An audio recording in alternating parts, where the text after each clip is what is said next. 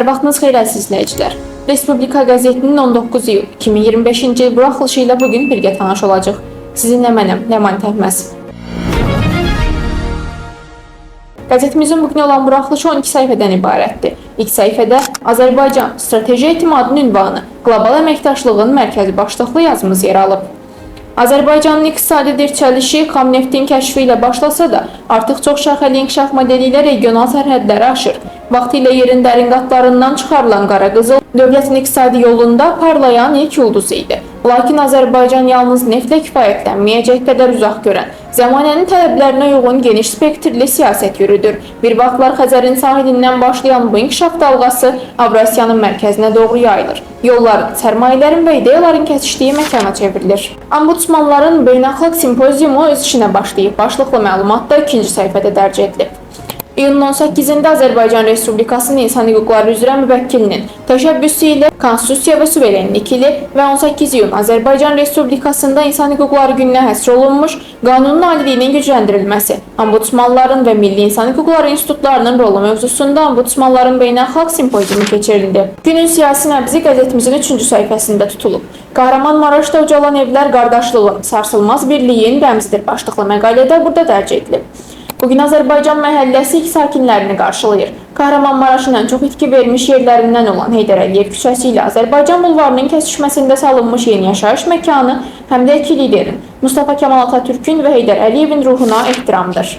4-cü səhifədə Bakıda Qaradəniz İqtisadi Əməkdaşlıq Təşkilatı Parlament Assambleyasının 65-ci Baş Assambleyasının plenar iclası keçirilib başlıqlı məlumat dərc edilib. İyunun 18-də Bakıda Qaradəniz İqtisadi Əməkdaşlıq Təşkilatı Parlament Assambleyasının 65-ci Baş Assambleyası keçirilib ki, Milli Məclisin sədri Sahibə Qafarova assambleyada çıxış edib. Azərbaycan parlamentinin sədri deyib ki, belə görüşlər xalqların bir-birinə daha da yaxınlaşmasına, qarşılıqlı anlaşmanın möhkəmlənməsinə təkan verir. 5-ci səhifədə isə Məhkəmə Hüquq Şurasının fəaliyyətinin 20 illiyi başlıqlı məqalə dərc edilib. 18-19 iyun tarixlərində Bakı şəhərində Azərbaycan Respublikası Məhkəmə Hüquq Şurasının fəaliyyətinin 20 illiyinə həsr olunmuş Məhkəmə İdarəçiliyi sahəsində Qlobal Çağırışlar adlı beynəlxalq konfrans və Türk Dövlətləri Təşkilatının üzv ölkələrinin məhkəmə şuralarının 3-cü iclası keçirilib. Konfrans iştirakçıları əvvəlcə Fəxri Xiyabanda Ümumilli lider Heydər Əliyevin abidəsini ziyarət edərək məzar önünə gül dəstələri qoyublar. Sonra Məhkəmə Hüquq Şurasının fəaliyyətinin 20 illiyinə həsr olunan Məhkəmə İdarəçiliyi sahəsində qlobal çağırışlar mövzusunda beynəlxalq konfrans çərçivəsində ilk olaraq dövlət himni səsləndirilib. Azərbaycan-Rumıniya əlaqələrinə həsr edilmiş tərəfdaşlıq və qarşılıqlı güvən nümunəsi başlıqlı yazı 6-cı səhifədə dərc olunub. 1992-ci il 19 iyun tarixində diplomatik əlaqələrin qurulması ilə münasibətlər rəsmi müstəviyə keçib.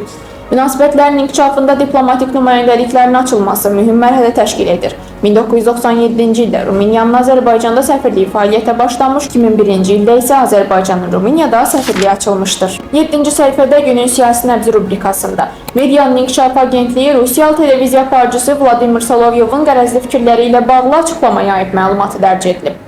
Televiziya aparıcısı Vladimir Solovyov, Rusiyanın dövlət televiziya kanalı Rusiya 1-də yayımlanan müəllif proqramında özünə məxsus qərəz və isterik davranışla Azərbaycana qarşı növbəti dəfə hörmətsizlik nümayiş etdirmişdir. 5 islahat paketi, bir ümummilli missiya. Bu məqalə isə qəzetimizin 8-ci səhifəsində yer alıb.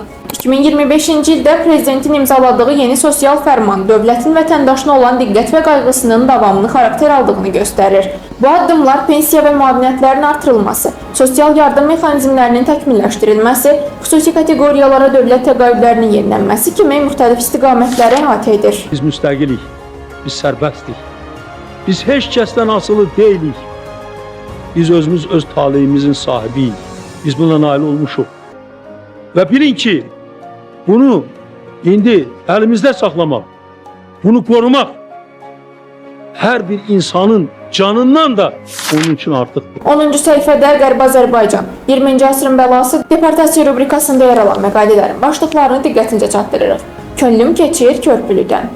Qaraqoyunlu unikal təbiəti ilə diqqəti cəlb edirdi. Zamanın yaddaşı və haqqın səsi. Qərbi Azərbaycan unudulmayacaq. 11-ci səhifədə isə Türkiyədən xəbər var. Türkiyə milli raketlərlə gücünü daha da artırır başlığı ilə məlumat burada yer alıb. Türkiyə son illərdə yerli və milli müdafiə sənayesi sahəsində əldə etdiyi uğurlarla qlobal təhlükəsizlik bazarında daha güclü aktora çevrilib.